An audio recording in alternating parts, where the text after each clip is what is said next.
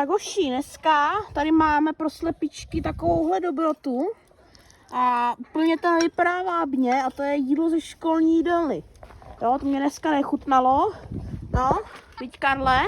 A ty by si určitě pochutnal, víš, na tady tom hnusu ze školní jídelny, viď, nějaká. Ale neříkám, že školní jídelna je hnusná. A ještě takovýhle vajíčka, no to snad ani není možný.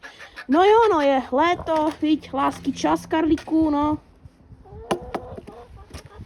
No jasně, já to přesně vím. No tak tady dáme takovouhle dobrotu. Vůbec nevím, jestli vám to bude chutnat. Tak, trošku tam kýpnu. No co tak? No co ojebáváš Boženu, Karle? To nesmíš. Tak, já vám to takhle nasypu. Tak, teďka hlavně budu muset odehnat Karla, protože to bude boj s ním.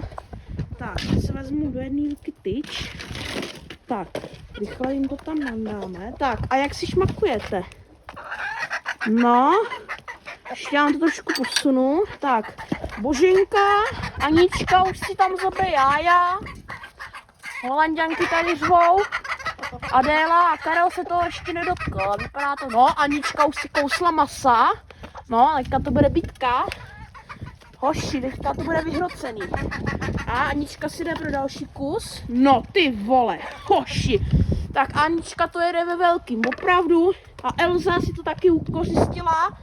Karel už to tady žere.